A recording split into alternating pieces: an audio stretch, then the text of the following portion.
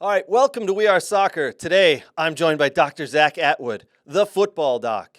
Listen, he knows soccer. He loves soccer. We're going to talk to him about that. We're going to talk to him about being a doctor and what he does and how he can help you. All right? Trust me. Good dude, great doctor. Let's jump in. All right, Dr. Zack, thank you for joining us and welcome to We Are Soccer, man. Thanks for having me, Craig. This is an awesome opportunity, and I look forward to it. All right, buddy. Let's jump in. Let's talk. Tell me, so physical therapist, I know you've worked with some great top players, right? I know it. I've seen you doing it, actually. What do you specialize in? Is it youth? Is it elder players like myself? I'm not that old, but I'll put it up myself up there. How can you help players of today? Yeah, so great question. I would say my age demographic ranges anywhere from, an 8-year-old really all the way up to, I would say 45, 50 is what I range with. Okay. I would say 90% though is probably that 10 to 18 range. Yeah. And so as far as what I treat, what I see, really I'm specialized in lower body injuries. So really trying to take that as my niche, and anything with ACL injuries, hamstring injuries, groin injuries, just anything, ankle sprain, anything a soccer player can encounter on the field, that's what I treat. I've seen a bunch of your videos online, and man, I tell you what, one, creative as heck, I love them, but super informational. I've seen you doing some exercises with some players about preventative stuff, stretching, but also the ACL injury. The ACL injury, as we know in soccer, is very common these days, knock on wood for everybody out there. But if I have had recently, or I know someone who's had recently an ACL injury, pretty quickly, once they've had that surgery, they need to get in and probably see you, right? Yes. And start working on that and to build it back up, correct? Yes, 100%. I think that's where I actually see most people deal with complications is when that's delayed. Oh. Whether you see me or not, but you should be within PT within the first week after a surgery. And that's if the first week. The first week. I usually will see people usually the second day, third day after surgery to get things moving, get the swelling down, get the motion back, and just start to get things firing again. A lot of people that I've seen, there's sometimes where people have come to me 3-4 weeks out, not even doing anything with PT or any movement, and they're way behind. Wow. And so the first 8 weeks after a surgery are the most critical.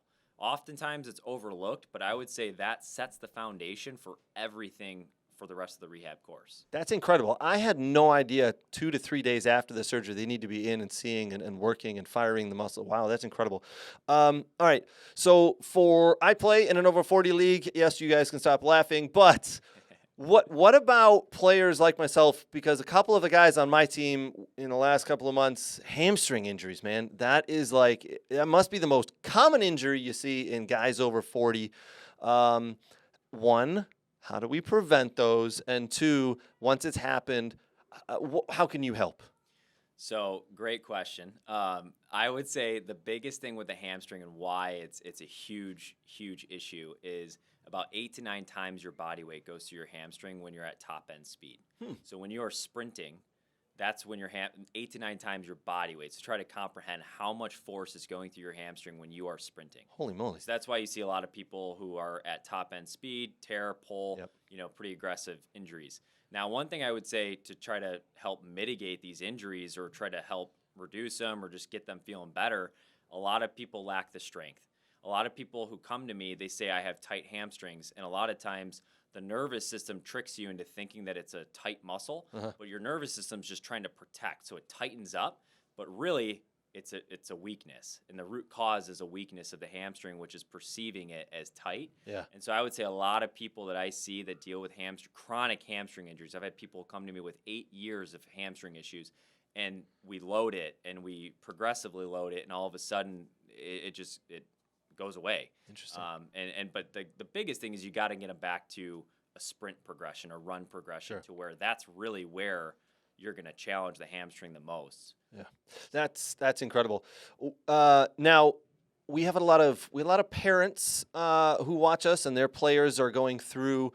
They're on youth teams here within the Metro Detroit area. And I do have a lot of folks who ask me about warming up or preventative injury or things like that.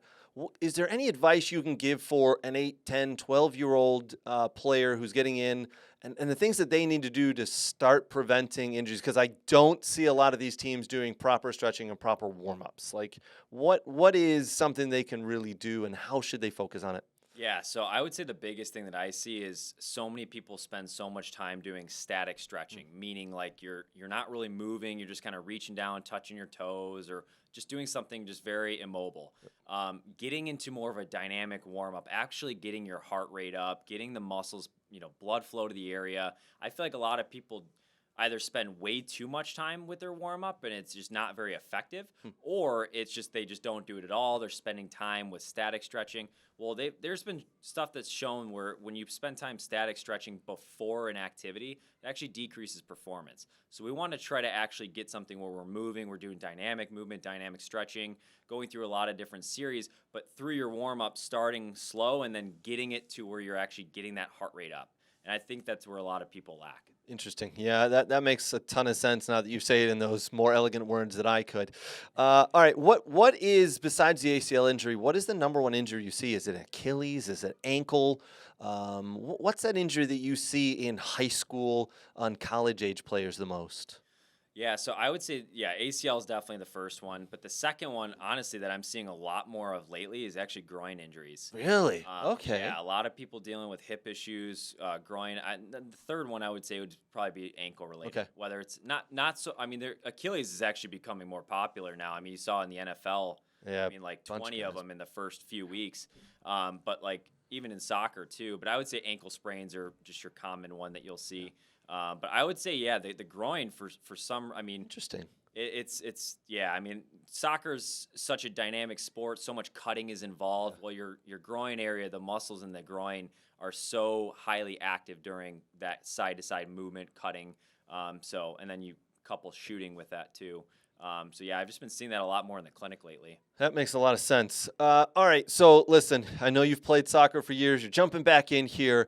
Let's talk about some. I don't want to talk about your favorite team. We're not going to throw that out there. But let's talk about some of the players. Before we started recording here, you let me know 2 players who you really enjoyed watching while you were growing up. Who are those 2 players? So Andreas Iniesta and Mesut Ozil.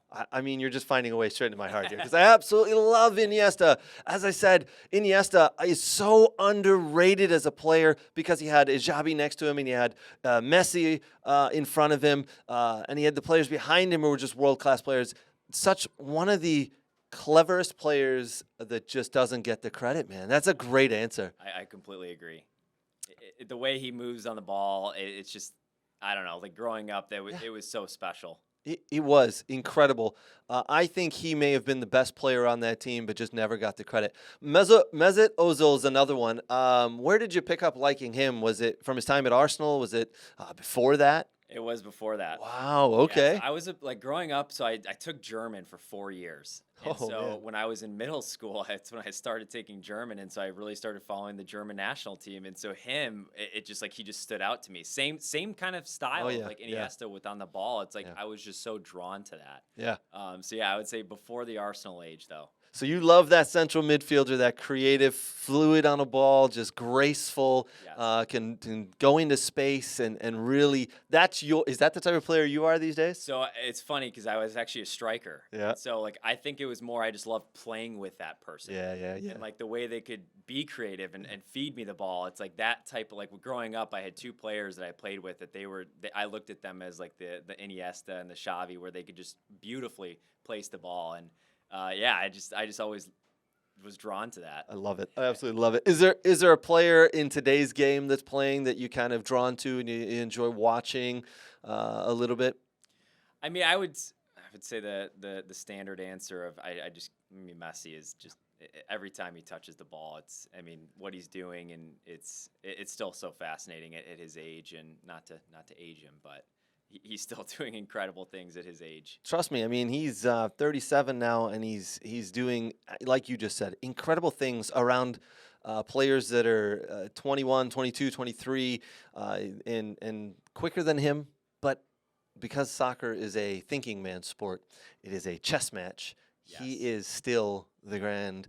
He's still that master on the field. It's always fun to watch one of the best players in the world, right? I mean, Yeah. Oh yeah. it's crazy. And I was watching one of the games lately, and it's just like I was telling my fiance, it's like he is 4 steps ahead of everybody. Oh, Like the way he sees the field, it's like she doesn't get it, you know. But I'm just telling her, I'm like, listen, he's going there, and it's like you just watch him do it, and it's just like it's incredible. I mean, he's the best player in the world, and how is he so wide open? Because he Yeah. was thinking ahead, and he knows Yeah. where it's going to go. Speaking of players in the MLS and who are doing really well, you recently had the pleasure of working with one Mr. Kellen Acosta, who recently moved to the Chicago Fire. He scored a great goal this past weekend, by the way. Oh yeah. What was it like working with him? Good dude, by the way. What a great, Excellent. humble guy, man. Yes. But I know I seen you doing some stretching with him a couple of weeks back. What's it like working with a player like that?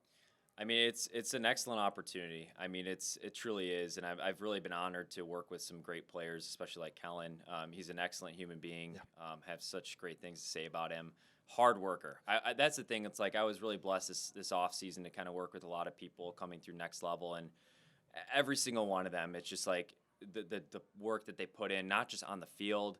Like I feel like a lot of people don't understand what professional sports looks like from a real big scope, because I've worked with a lot of people, and like I mean they're putting in the work for 4, 6, 8 hours a day. Yep. And just grinding, and nobody's watching, and they're just putting it in and day out, and Kellen is a perfect example. You know, he was with me. You know, we worked together for like 2 weeks straight, and just putting in extra work, just trying to make Yep. things get better, faster, and feel better, so that he could perform. And it's that all that work he put in and you helped put in with him, it's paying off because he's doing very well right now in Chicago with his new team, Chicago Fire in the MLS. All right, listen, Dr. Zack, the football doc here. You've got 1 or 2 locations here in Metro Detroit, so it's really easy to find you. I'm going to encourage everybody to follow you on your social media. One, because it's really freaking entertaining. You do as I said earlier, a phenomenal job with it. You will pick up some great tips. But if people need to get a hold of you, how easy is it just to schedule something with you and get in and see you within one of these locations? I mean, super simple. You could shoot me a text. You could really just go to my website. That would probably be the easiest. Just you could either book there. Like I said, you could shoot me a text message. My phone number is on my website. It's on my Instagram. Shoot me an email. DM me on Instagram. Very active on Instagram. But yeah, I would say it's very, very easy to get a hold of me. I'm very quick to respond. So We'll put the phone number right below here. Yeah. You guys will see it. Go ahead and contact Dr. Zack here because, one, you help with preventing injuries, but once that injury's happened, you need, as you heard earlier, that surgery happens. The first thing is, hi, I'm out of surgery. Everything's good. Pick up that phone and call you, because if you want to get back on the field quicker, sooner rather than later. That process, I'm honestly really blown away by how quickly that process starts. Let me ask you this strange question. Mm-hmm. Let's just say it's 2 to 3 days, as you said. Was 20 years ago when someone had this, is this new that they're doing 2 to 3 days? Because 20 years ago, I thought it was like, hey, you need to rest for a couple of weeks or months. Yeah. Is this a new thing? It's the ACL. If we're talking specific Yep. ACL, it has changed so rapidly. Wow. Like there's even new procedures coming out now that it just keeps getting better and better and better. But I would say, yeah, back then people weren't even getting back to sport. It was a career-ending injury. Yeah. Now it's transitioned to people are actually getting back to the field. Obviously not to the percentage that I would like, Right. But I would say that the rehab world is definitely getting better, and we're getting better at getting our players back. But yeah, it was back then. It was you rest, then you get into PT, dragged out. Maybe you get back, maybe you don't. Whereas now, at least from my point of view, that the expectation is not just to get you back, but to get you back even better than what you were at before the surgery. Yeah, someone recently said that now that people are coming back so quick and they're able to do such great physical therapy, that the damaged ACL and knee is almost stronger, and it's harder to tear that again because of the work that's being put in. I mean, that's incredible, to be honest. Yeah, I would say it's a long process, it's a long journey, but I think like getting in with the right team, right professionals, it's just so crucial. I can't stress that enough. Like I said, whether you decide to want to reach out to me, work with me, it doesn't matter. Just make sure that you do your research on who you're going to, because unfortunately, not all rehab is the same, and I can't stress that enough. Well, if you're a soccer player and you've been injured, Dr. Zack's your guy, the football doc. Trust me, get in, see him as soon as possible. Zack, thank you for joining us, man. We'll make this an occurrence. Every couple of weeks we're gonna get together, and I'm gonna have you show us some different stretches, show us some different some exercises that we can do to prevent injuries, and then some that we can do after injuries to help prevent them further. So appreciate you joining us today, man. Thanks again.